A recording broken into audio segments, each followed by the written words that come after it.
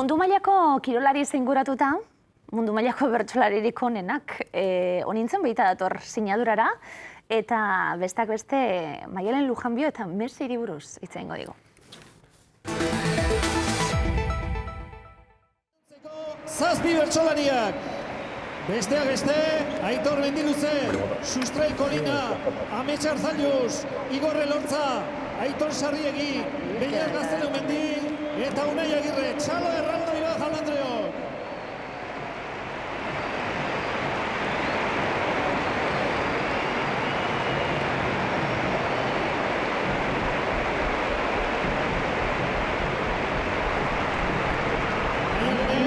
Anoetako oholtza berezi honetan, zelaian, bertsoz agurtuko zaituztete. Maialen, zurea da hitza.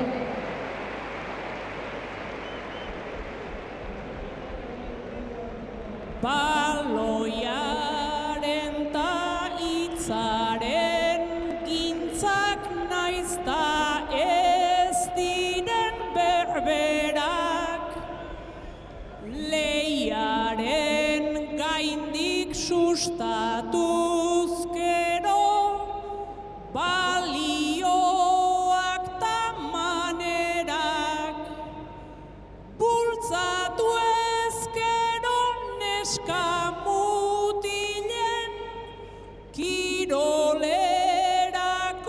aukerak, futbol izarta zalen ahotan, lekurik badu euskerak, zuen zangoek ta gure oinek, hortxe egingo dute bat.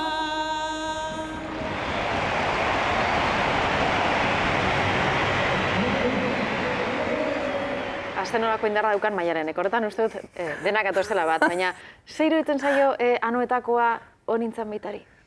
Nik uste dut bere txikian edo badala gesto neurri baten historiko bat guretzat, ez da. Gure unibertso txiki honetan mugitzen garen ontzat, ez dakit inoiz pentsatuko genuen bertsoaren moduko disiplina batek eta futbolak, horrelako futbolak maila horretan, ez da.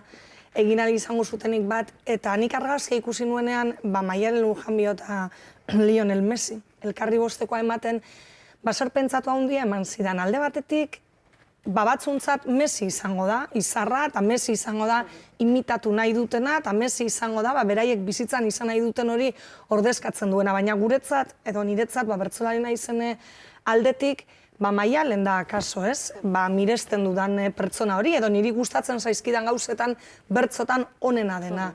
Eta hala ere, ze txikia den gure mundua, eta ze handia den futbolaren mundua, eta ze errez edo, ze simpleki bat egiten duten, simbolikoki uste dut argazkia handia izan zela, elkarri bosteko ematen dioten momentu hori.